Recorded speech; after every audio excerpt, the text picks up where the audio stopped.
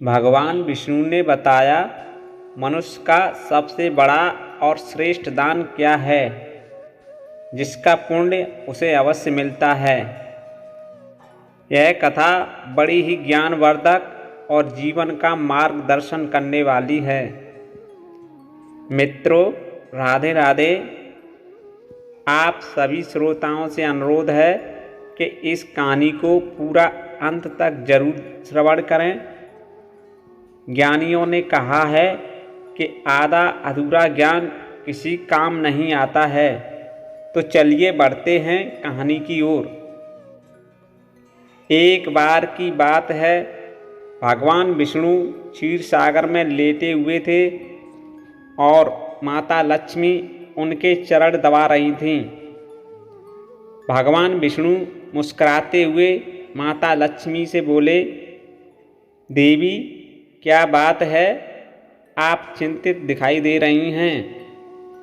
माता लक्ष्मी बोली, प्रभु, मेरे मन के अंदर एक प्रश्न उथल पुथल कर रहा है। क्या प्रभु तुम उसका उत्तर देकर मेरे मन की जिज्ञासा को शांत कर सकते हो? इतना सुनकर भगवान विष्णु ने कहा, हे देवी, बताओ तुम्हारे मन में क्या पूछने की जिज्ञासा है। माँ लक्ष्मी कहने लगी, प्रभु, इस कलयुग में दान करने का क्या महत्व है और कौन सा दान सबसे बड़ा दान है, जिसका पुण्य अवश्य मिलता है। धन का दान या फिर अन्न दान, इन दोनों में सबसे श्रेष्ठ दान कलयुग में किसको माना गया है? तब भगवान विष्णु ने कहा, हे देवी, आज मैं एक कथा के माध्यम से बताने जा रहा हूँ कि धन का दान और अन्न दान, इन दोनों में से किसका दान कलयुग में सर्वश्रेष्ठ दान माना गया है, जिसका फल अवश्य ही मिलता है। हे देवी, बहुत समय पहले की बात है, गंधर्व प्रदेश नाम का एक समृद्ध राज्य था। यहाँ के राजा वीरकेतु बड़े धर्मात्मा और दानी थे।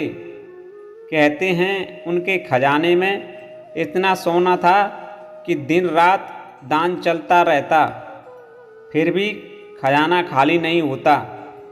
राज्य में कोई गरीब न था, कोई भूखा न था।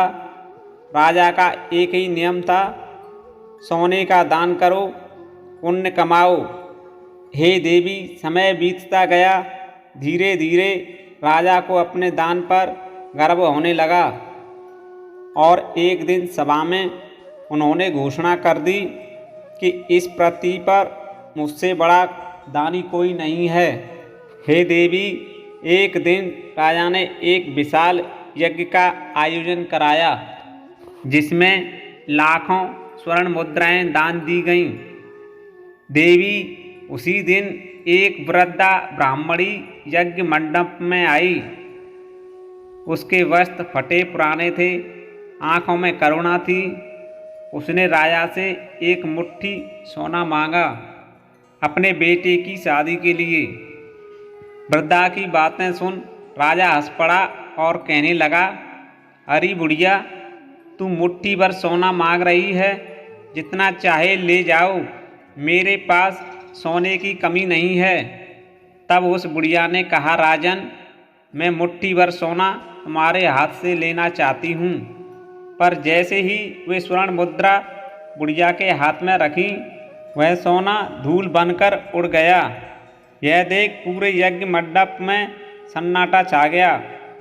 बुढ़िया ने कहा, राजा वीरकेतु, तेरा सोने का दान तेरे लिए और तेरी प्रजा के लिए अभिशाप है। तेरा राज्य सोने से भर जाएगा, पर भूख से व्याकुल रहेगा। यह कहकर वह बुढ़िया अदृश्य हो गई। भगवान विष्णु बोले, हे देवी, वह कोई वृद्धा ब्राह्मणी नहीं थी, वह स्वयं देवी अन्नपूर्णा थी। भगवान विष्णु बोले, हे देवी, धीरे धीरे समय बीतता गया। गांधार प्रदेश में अकाल पड़ गया। लोग भूख से मरने लगे। बाजारों में सिर्फ सोना था, पर अनाज का एक दाना भी नहीं मिलता था। प्रजा भूख से तड़पने लगी। सोने से कोई पेट नहीं भर सका। राज्य में हाहाकार मच गया।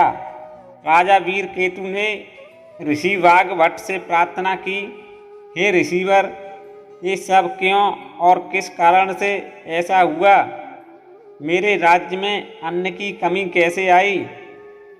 ऋषि ने कहा, हे राजन, इस सब की जड़ खुद तुम हो।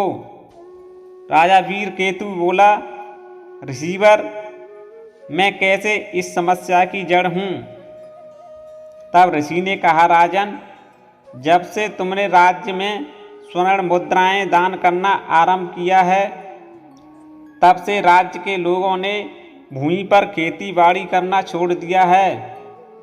कोई भी अपने खेतों में हल चलाकर धरती में बीज बोना नहीं चाहता है।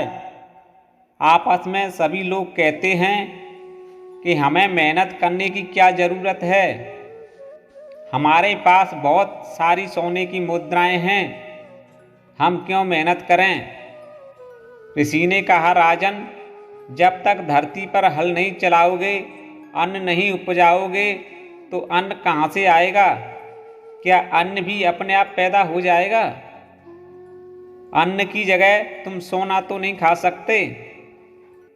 इतना सुनकर राजा वीरकेतु की आंखें खुली की खुली रह गईं और सोचने लगा, ये मैंने अभिमान में क्या कर दिया?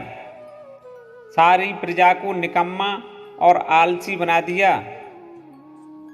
राजा वीरकेतु ऋषि से बोले, हे ऋषिवर, अब क्या किया जाए? इस समस्या का कृपा करके समाधान बताएं। भगवान विष्णु बोले, हे देवी। तब राजा वीरकेतु से ऋषि वाग्भट ने कहा, राजन, सोने का दान ना करें और स्वयं जाकर धरती जोत कर अनाज बोना शुरू कर दें। राजा वीरकेतु ऋषि की बातें मानकर अपने सिंहासन को छोड़कर वे स्वयं फटे वस्त्र पहनकर गांव-गांव जाकर स्वयं धरती पर हल चलाकर अनाज बोना शुरू कर दिया। जब प्रजा ने राजा को गांव-गांव जाकर अनाज बोने के लिए अपने हाथों से धरती को जोतते देखा, तो प्रजा को भी एहसास हुआ कि सोने से पेट नहीं भर सकता बिना अन्न उगाए। इतनी समझ लोगों में आ गई और सभी लोग अपने अपने कार्यों में लग गए। कुछ दिनों के बाद गांधार प्रदेश के खेतों में फिर से फसलें लहलाने लगीं और लोग फिर से खुशहाल हो गए। भगवान विष्णु बोले, हे देवी, मेरे द्वारा सुनाई गई कथा से तुम्हारे प्रश्न का समाधान जरूर हो गया होगा। हे देवी, तुम्हारी जिज्ञासा थी कि कलयुग में सबसे बड़ा दान क्या है, धन का दान या अन्न का दान? तो तुम्हें बता दूं कि अन्न का दान सबसे बड़ा दान माना गया है, जिसका पुण्य अवश्य मिलता है। भगवान विष्णु बोले, हे देवी, जब प्राण संकट में हों तब ना सोना काम आता है। सबसे पहले शरीर को जीने के लिए अन्न चाहिए। अन्न के बिना सब कुछ व्यर्थ है। भूखा मन न धर्म जानता है न भक्ति, इसलिए अन्नदान सर्वश्रेष्ठ है। भगवान विष्णु बोले, हे देवी, अब भी तुम्हारे मन में कोई जिज्ञासा है? माँ लक्ष्मी बोली, हे प्रभु, तुमने मुझे वीरकेतु की कथा सुनाकर मेरे मन में उठ रही जिज्ञासा को शांत कर दिया और मेरी समझ में आ गया, अन्न से बढ़कर कोई दान नहीं है। मित्रों, भगवान विष्णु माता लक्ष्मी के प्रश्न का समाधान कर योग निद्रा में चले गए। तो दोस्तों, हम आपको बता दें, अन्नदान वह दान है जो सीधे जीवन को बचाता है। भूखे को अन्न देकर हम उसकी आत्मा को तृप्त कर देते हैं। धर्म, ज्ञान, भक्ति सब कुछ तभी होता है जब शरीर भूखा न हो। अतः अन्न दान करना केवल दया नहीं बल्कि सर्वोच्च दान है। मित्रों, वीडियो में दी गई जानकारी आपको पसंद आई हो तो लाइक, शेयर और कमेंट कर दें। हमारे द्वारा नई नई जानकारी के लिए चैनल को सब्सक्राइब कर लें। वीडियो देखने वाले सभी दर्शक बंधुओं को मेरा धन्यवाद। मिलते हैं नई जानकारी के साथ, तब तक जय श्री राम।